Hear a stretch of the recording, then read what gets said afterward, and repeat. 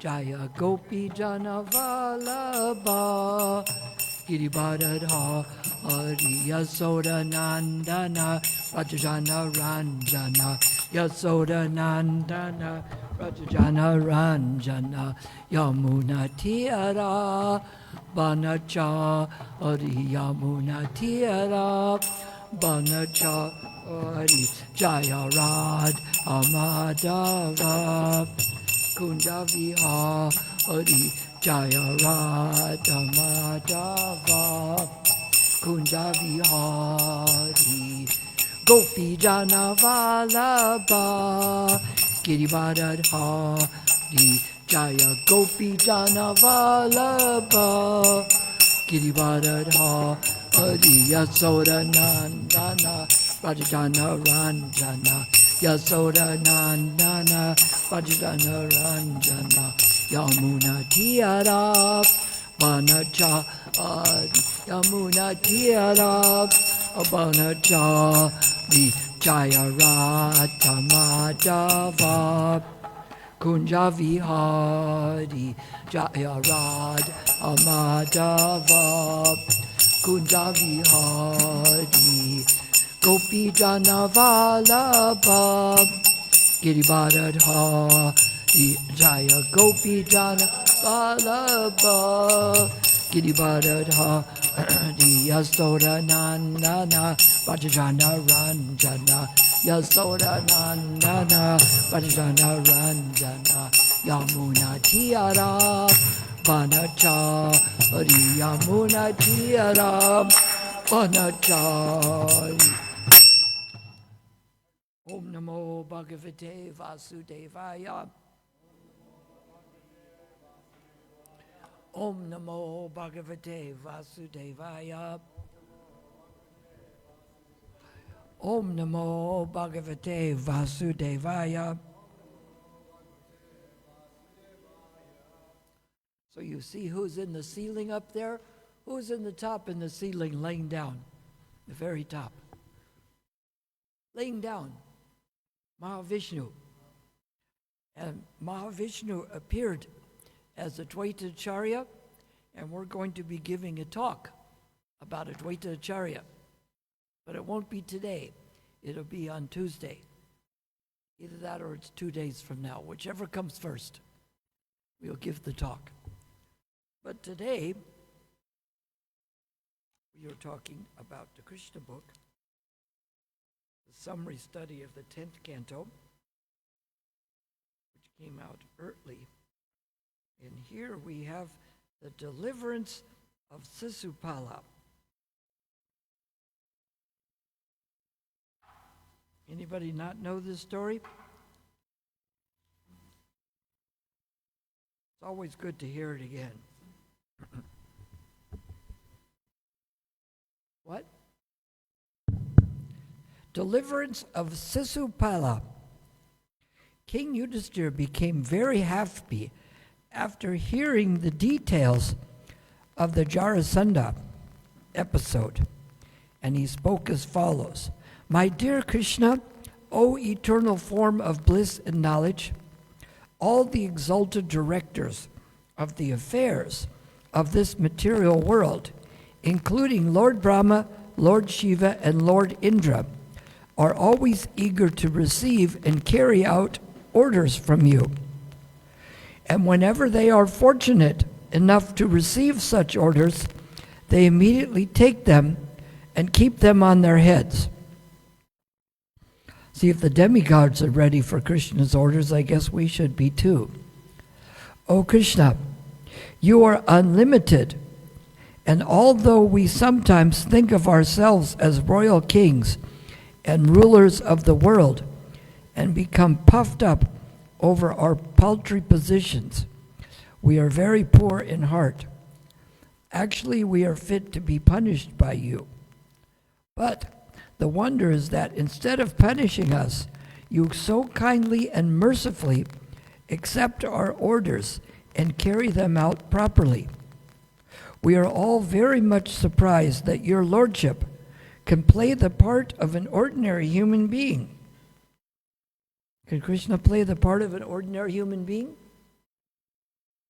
Oh, but Lord Brahma was thinking, he can't be Krishna and he can't be a cowherd boy.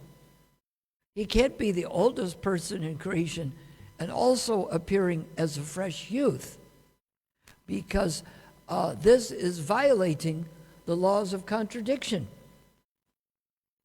And nobody in this room can violate the laws of contradiction. So, if it's against the laws of contradiction, does that mean Krishna can't do it? He's not subject to that law. Just like before, I was arrested for violating the Group Areas Act and the National Security Act. And today, we're not subject to that law. But the law of contradiction, we're all subject to it, and Krishna isn't. But it's even difficult for Lord Brahma to figure it out. And he had 4 heads, and 4 heads are better than one.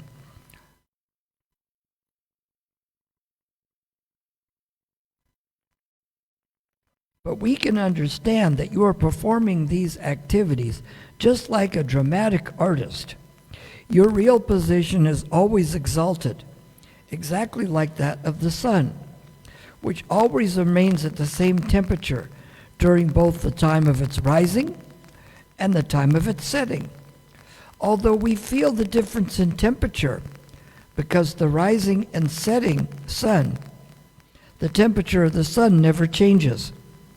You are always transcendently equipoised, neither pleased nor disturbed by any condition of material affairs. You are the Supreme Brahman, the Supreme Personality of Godhead, and for you there are no relativities. My dear Madhava, you are never defeated by anyone. Material distinctions, this is me, this is you, this is mine, this is yours, all are conspicuous by dint of their absence in you. Such distinctions are visible in the lives of everyone, even the animals. But pure devotees are freed from these false distinctions.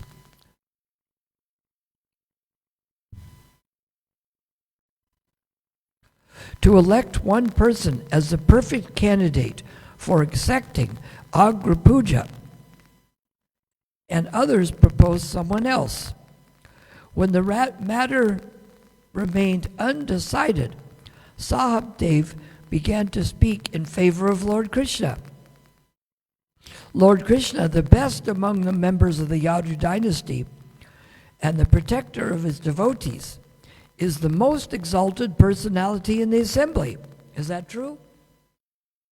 He's the Supreme Personality of Godhead, and he can always appear as a human being, because we tend to think of God as absolute, not relative. But God can be absolute and relative at the same time. He can be the supreme controller and our dearmost friend, and he can herd cows with the cowherd boys. So he can do both of these things simultaneously. Therefore, I think that he should, without any objection, be offered the honor of being worshipped first. Anybody here object to that? Someone's going to object to that later on. We'll read about this. Stay tuned. Although the demigods, such as Lord Brahma, Lord Shiva, and Indra, and many other exalted personalities are present in this assembly, no one can be equal to or greater than who? You got it. In terms of time, space, riches, strength, reputation, wisdom, renunciation, or any other consideration. This is why Krishna's book is called Bhagavad Gita. Bhagavan means someone who has, there's the 6 opulences: wealth, intelligence, strength, fame, renunciation, which one? And beauty. And many people have some of these, but Krishna has all of it. Anybody here have all of it? You're sure, right? Okay. Anything considered an opulence is fully present in Krishna. As an individual soul, is the basic principle of growth of his material body. Krishna is the supersoul of this cosmic manifestation. All Vedic ritualistic ceremonies, such as the performance of sacrifices, the offerings of oblations into the fire, the chanting of the Vedic hymns, and the practice of mystic yoga are meant for realizing Krishna. Whether one follows the path of fruitive activities or the path of philosophical speculation, the ultimate destination is Krishna.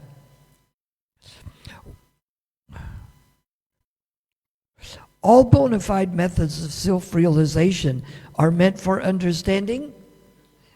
You got it. Ladies and gentlemen, it is superfluous to speak about Krishna because every one of you exalted personalities knows the Supreme Brahman, Lord Krishna, for whom there are no material differences between body and soul, between energy and energetic, or between one part of the body and another.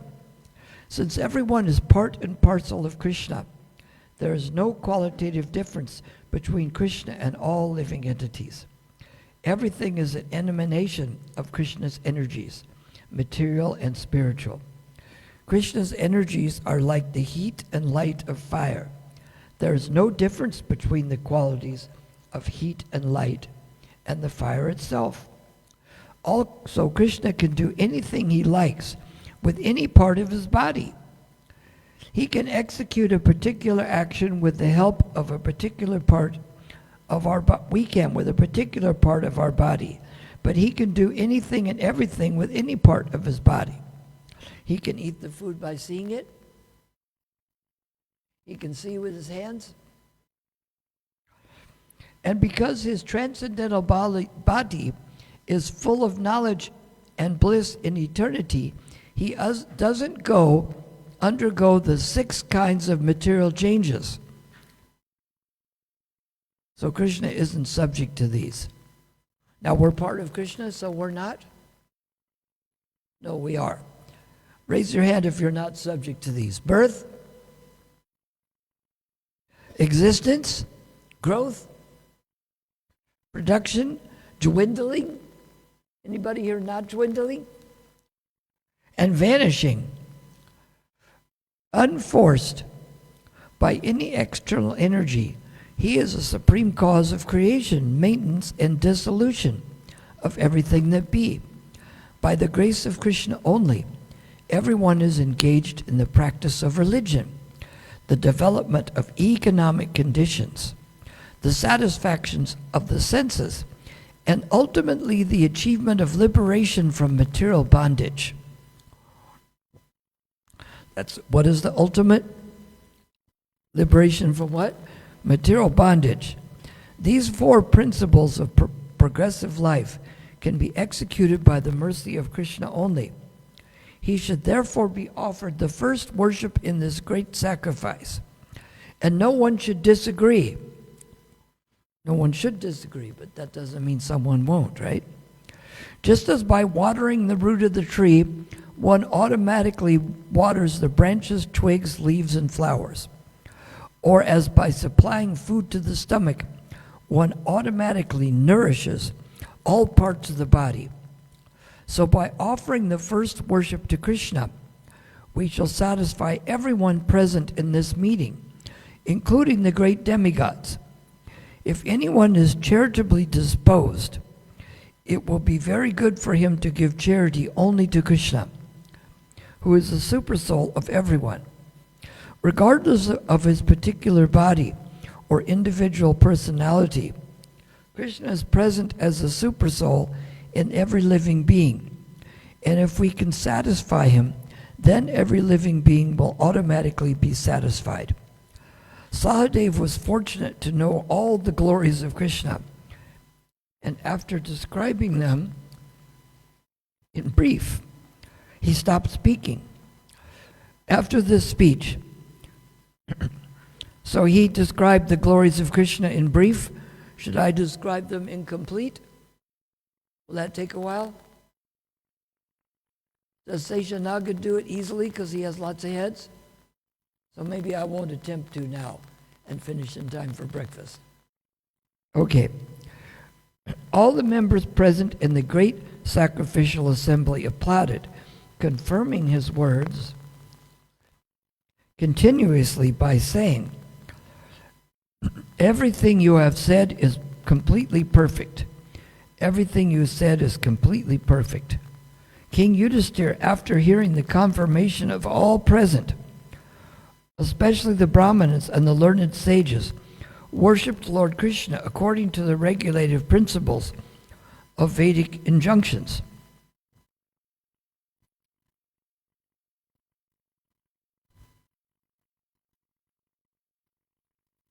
First of all, King Yudhisthira, along with his brothers, wives, children, other relatives, and ministers, watched the lotus feet of Lord Krishna and sprinkled the water on their heads. After this, he offered Lord Krishna various kinds of yellow silken garments and presented heaps of jewelry and ornaments before him for his youth. King Yudhisthira felt such ecstasy by honoring Krishna, his only lovable object, that tears glided down from his eyes. And although he wanted to see Lord Krishna, he could not see him very well. When Lord Krishna thus worshipped by King Yudhisthira, all the members present in the assembly stood up with folded hands and began to chant, "Jai Jai Namah Namaha," all joined together to show their respectful obeisances to Krishna. And there were showers of flowers in the sky. So here they got to offer like incense and flame and water and flowers to Krishna. So since Lord Krishna is not present before us, do we get an opportunity to do that? We do. When? What time? Starting at 4:30? Yes, so we get to offer incense and flowers and we get to see Krishna bathed. Okay, how about that? In this meeting, King Sisupala was also present. He was an avowed enemy of Krishna for many reasons, especially because of Krishna having stolen Rukmini from his intended marriage ceremony. He never got over that, did he? Therefore, he could not tolerate such honorings of Krishna and the glorification of his qualities. Somebody should have told him to get over it, right? If you can't beat Krishna, join him. Instead of being happy to hear the glories of the Lord, I thought he became very angry when everyone offered respect to Krishna by standing up. Sisupala remained in his seat. But as he became angrier at Krishna's being honored, he stood up suddenly, raised his hands, and invoked very strongly and fearlessly against Lord Krishna in such a way that Lord Krishna could hear him distinctly. I thought it said that everyone should offer to Lord Krishna. Should. See, it should is used differently. Here, when you say someone should come today, you mean they will come? But it doesn't really mean that. It means like they should come to the temple. Maybe they don't, but they should, right? But they say that here like should, meaning they will. But it doesn't really mean that. So he's sort of going against the, and Krishna could hear him distinctly. Ladies and gentlemen, I can appreciate now the statement of Vedas that after all, time is the predominating factor. In spite of all endeavors to the contrary, the time element executes its plan without opposition. For example, one may try his best to live, but when the time for death comes, does he get an extension or he can't check it? He can't check it. I see here that although many stalwart personalities are present in this assembly, the influence of time is so strong that they have been misled by the statement of a boy who has foolishly spoken about Krishna. Many learned sages and elder persons are present, but still they have accepted the statement of a foolish boy. This means by the influence of time, even the intelligence of such honored persons as those present in these meetings can be misdirected. See, that someone in the mode of ignorance thinks that the right thing is the wrong thing and the wrong thing is the right thing, right? So I say, okay, if I go that way, I'll reach the ocean. Well, I might, but I have to go through Namibia first. But if you're determined, you just keep going no matter what.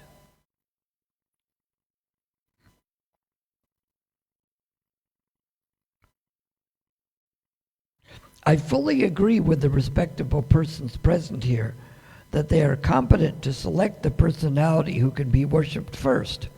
But I cannot agree with the statement of a boy like Sahadev, who has spoken so highly about Krishna and has recommended that Krishna is fit to accept the first worship of sacrifice.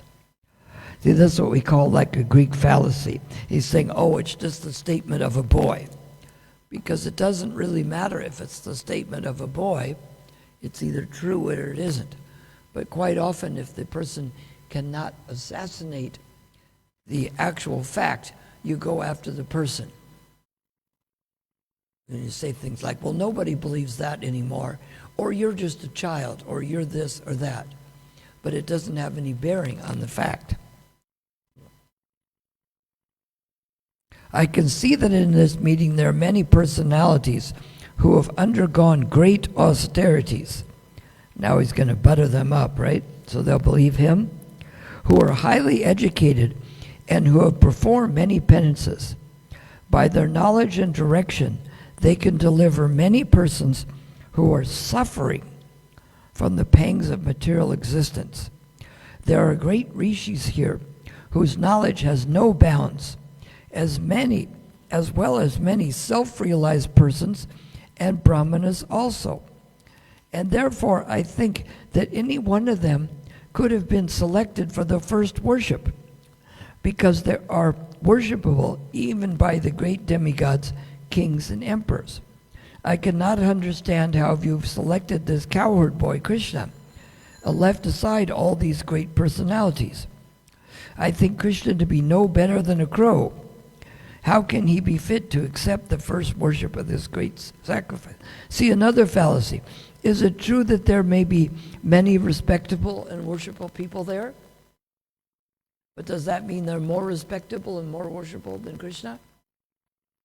It doesn't. So it's another fallacy to look for, even if it's true. And does Krishna be no better than a crow? Or if he says that it doesn't automatically make it true. We cannot even ascertain which caste Krishna belongs to, or what his particular occupational duty is.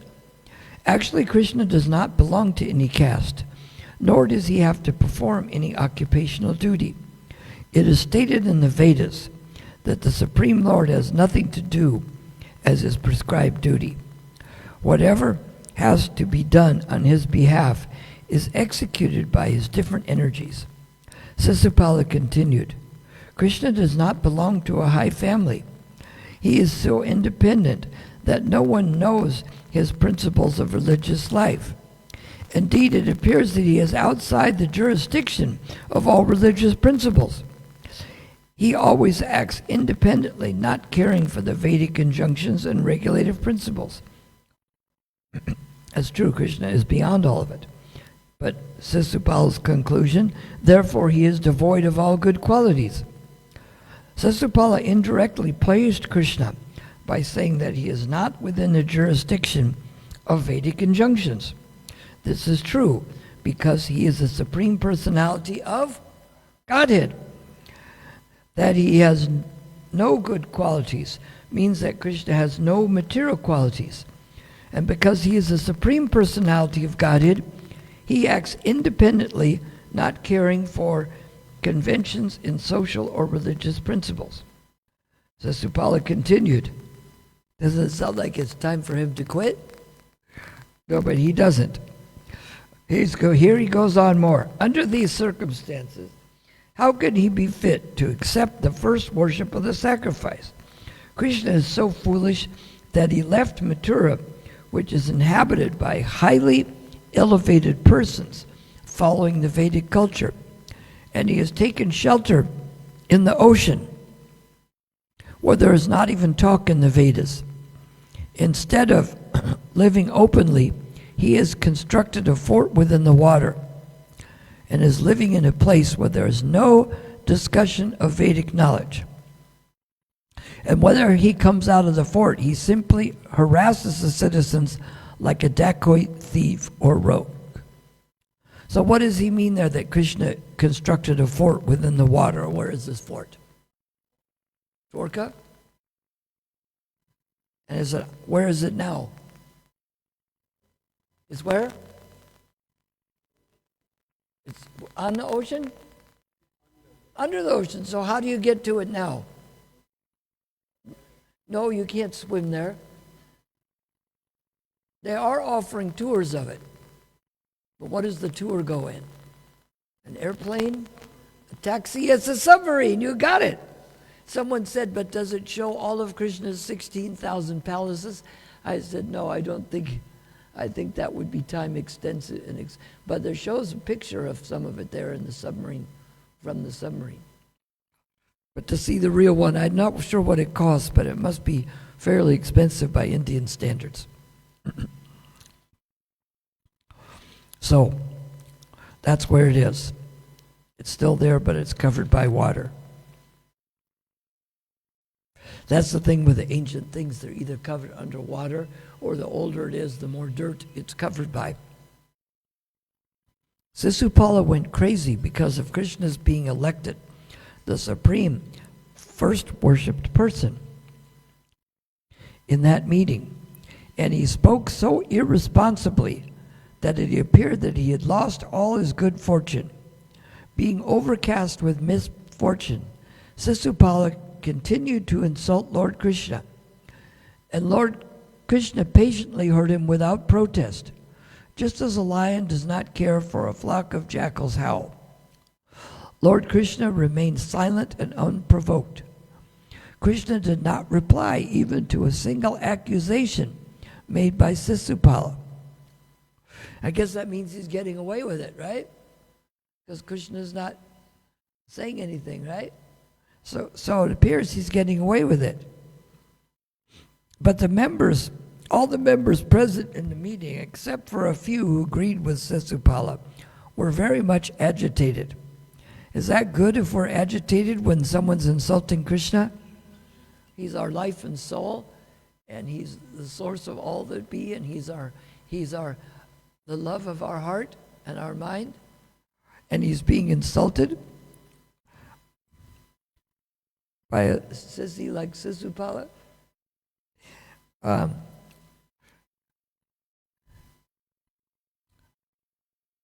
They were very much agitated because it is the duty of any respectable person not to tolerate blasphemy against God or his devotee. Some of them who thought that they could not properly take action against Sisupala left the assembly in protest, covering their ears with their hands in order not to hear further accusations.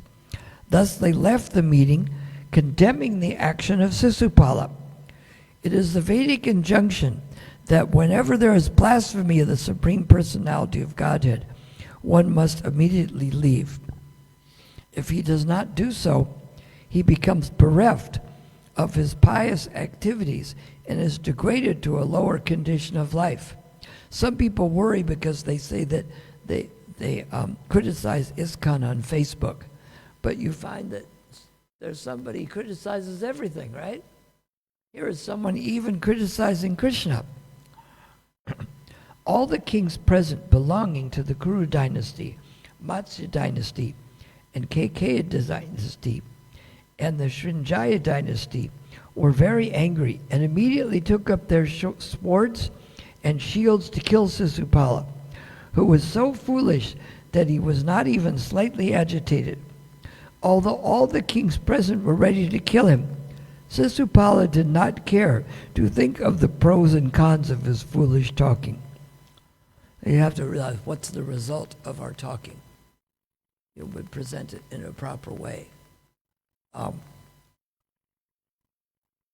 instead of stopping when he saw all the kings were ready to kill him, he stood up to fight with them and took up his sword and shield. When Lord Krishna saw that they were going to fight in the arena of the auspicious Rajasuya, he personally pacified them. He pacified them. But it looks like Sisupala got away with it, right? He insulted Krishna 99 times. He got away with it. But by his causeless mercy, he decided to kill Sisupala. When Krishna wants to save you, no one can kill you. If Krishna wants to kill you, who can save you? Okay.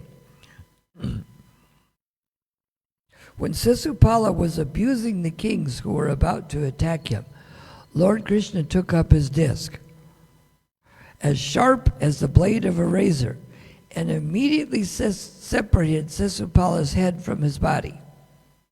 When Sisupala was thus killed, a great roar and howl went up in the crowd. Taking advantage of that disturbance, the few kings who were supporters of Sisupala quickly left the assembly out of fear for their lives. Then the fortunate Sisupala's spirit soul immediately merged into the body of Lord Krishna in the presence of all, exactly as a burning meteor falls to the surface of the globe. The merging of Sisupala's soul into the transcendental body of Krishna reminds us of the story of Jai and Vijay, who fell to the material world from the Vaikuntha planets.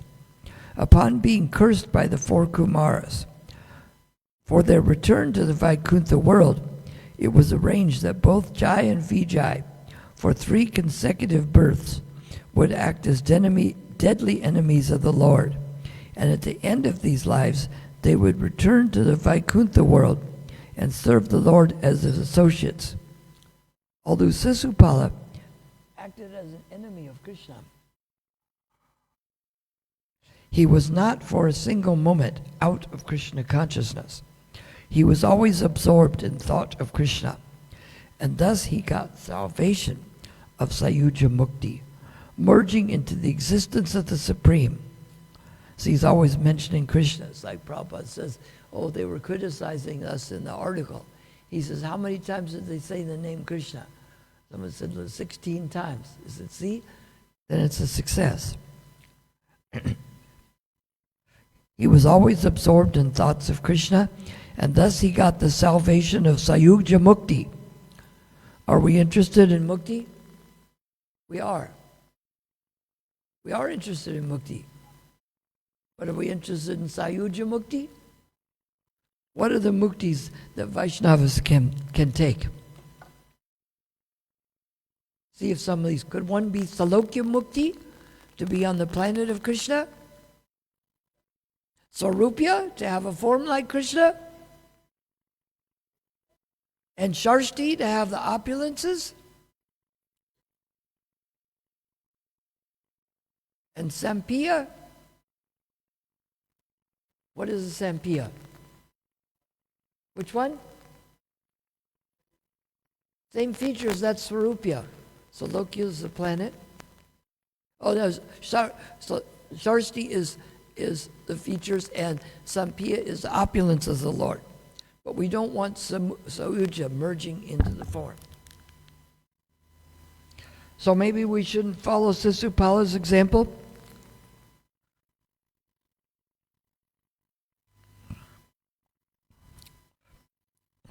Exactly as a burning meteor falls to the surface of the globe, the merging of Sisupal's body into the transcendental body of Krishna reminds us of the story of Jai and Vijay, who fell to the material world from the Vaikuntha planets upon being cursed by the 4 Kumaras. For their return, it was arranged that Jai and Vijay, for 3 consecutive births, would act as deadly enemies of the Lord, and at the end of their lives they would return to the Vaikuntha world and serve the Lord as his associates. Although Sisupala acted as an enemy of Krishna, He was not for a single moment out of Krishna consciousness. He was always absorbed in thoughts of Krishna, and thus he got the salvation of Sauja Mukti, merging into the existence of the Supreme, and finally reinstated in his original position of personal service. The Bhagavad Gita corroborates the fact that one who is absorbed in the thought of the Supreme Lord at the time of death enters the kingdom of God after quitting his material body. After the salvation of Sisupala, King Yudhisthira rewarded all the members present in the sacrificial assembly. He generously remunerated the priests and learned sages for an engagement in the execution of sacrifice. And after performing all this routine work, he took his bath. The bath at the end of a sacrifice is called technical. It is called the Avabrita bath. Lord Krishna thus enabled the performance of the Rajasuya Yajna, arranged by King Yudhisthira, to be successfully completed. And being requested by his cousins and relatives, he remained in Hastinapur for a few months more.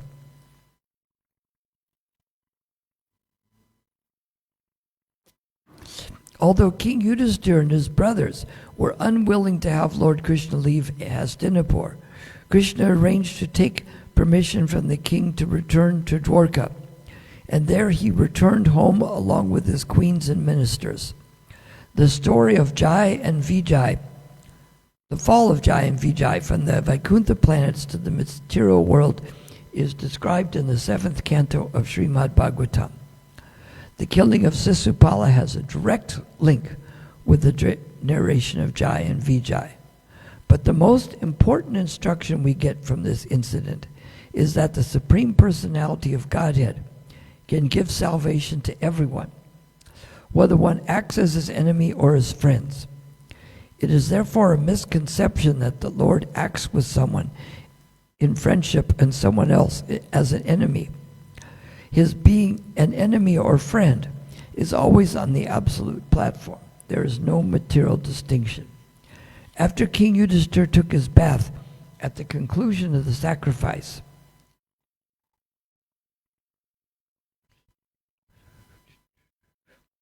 and stood in the midst of all the learned sages and brahmanas, he seemed exactly like the king of heaven and thus looked very beautiful.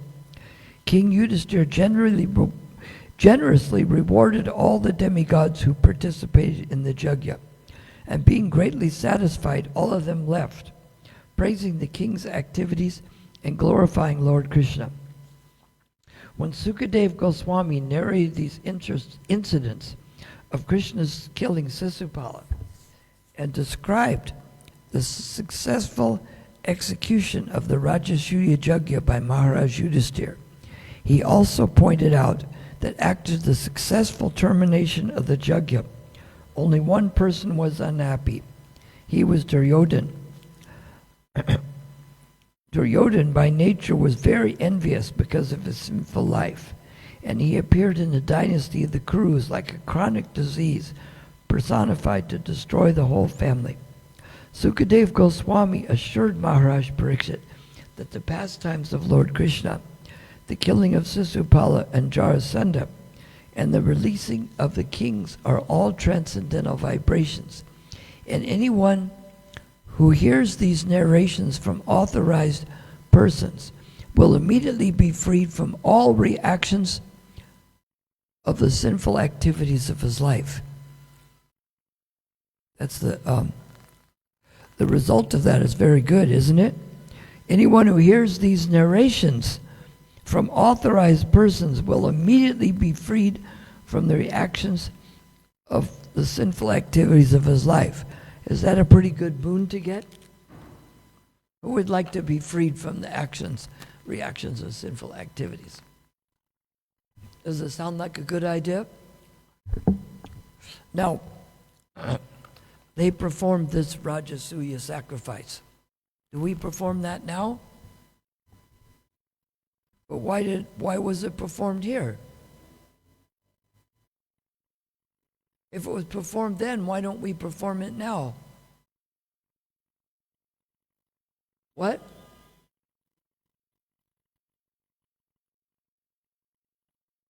That's a one-word answer? What is the difference? Yes.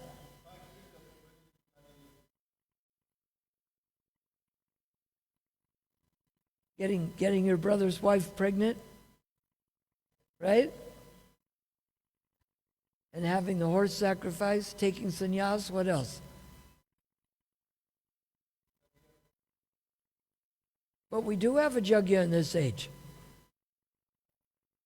Yes, Lord Chaitanya came, and he went to talk to the Tattvavadi Guru, who is the Madhava Sampradaya which we're in. And he said, what is the best process for the age of Kali Yuga?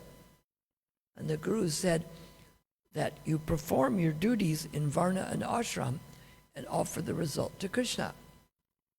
And Chaitanya Mahaprabhu said, but the scriptures say that the best process for Kali Yuga is the hearing and chanting of the holy names.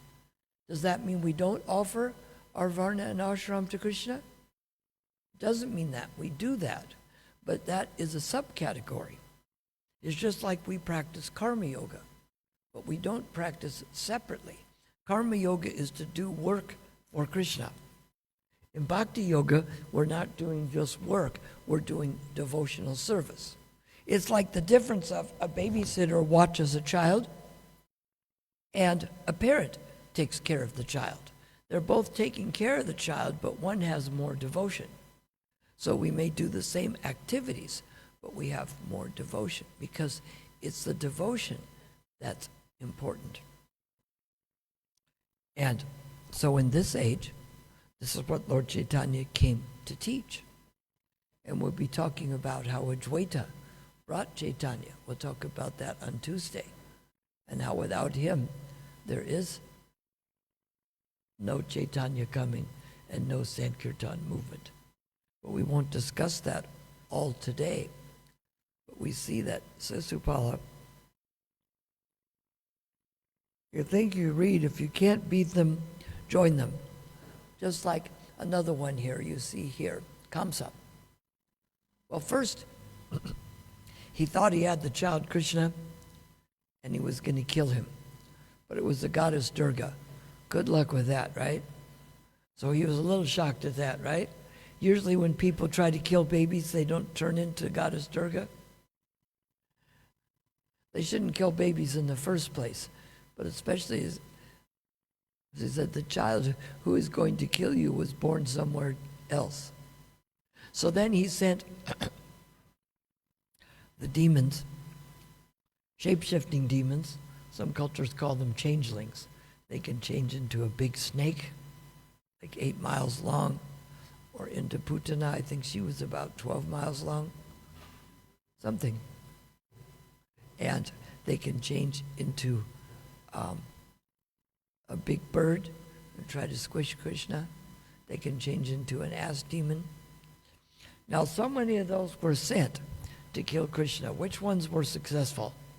What was the success rate of Krishna, and what was the success rate of these wizards or changelings or shape-shifting demons? What was their success against Krishna? 0%. Maybe twice that or half that. So that's not a good ratio, right? If something didn't succeed for you many times, maybe you don't try it again. So then Kamsa invited Krishna to come to the wrestling match. And the big elephant was going to kill him.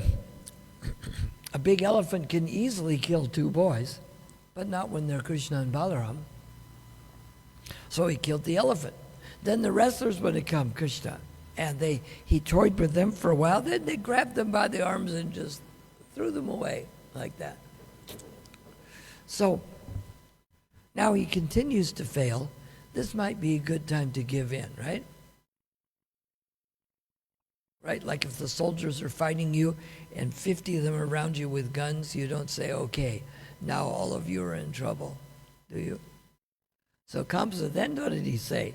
He says, okay, now we're going to arrest Vasudeva and Nanda and all the cowherd boys and have them killed.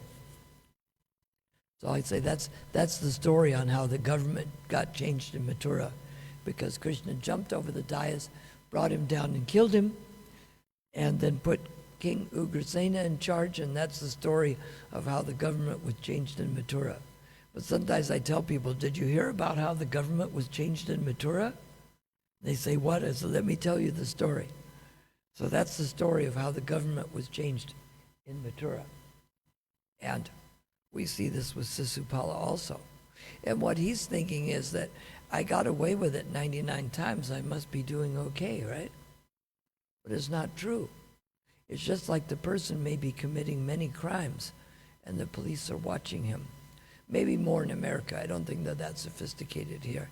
And they're gathering information on all the things they do. So when they finally arrest them, they have a big long list. And all the karma is adding up against them. It's not like they're getting away with it. It just hasn't come yet. Just like the person jumps out of the 100-story building and he goes past the 90th floor. It says, so far, no problem, right? So it's like that. Just because the karmic reaction hasn't come yet doesn't mean it's not coming. But we might have sinful reactions coming. But what can we read? We just read it, didn't we? If we hear this story, we're freed from all sinful reactions. What is that called? The Stutapali? What is the result of this? It says the result of this is you take birth as a worm in stool. It might be a bad thing. And if the result is that you're free from all sinful activities and go back to Godhead, that might be a good thing. So we have to look at the results of the activities. That's what Sankhya is, counting up, understanding what is the cost of value, what is the cost of benefit. If I say, if you give me R1,000, I will give you a brand new car. Or I say, if you give me 100 million rand, I'll give you a lollipop. Does that sound good? No. But if you get a brand new car for R1,000, is that a good deal? So we look at what the cost of benefit or cost of value is. We have to put our attention on Krishna because we have a choice. We can surrender to Krishna or we can surrender to Maya. That's why we're called the Tatastha Shakti. It's like a piece of...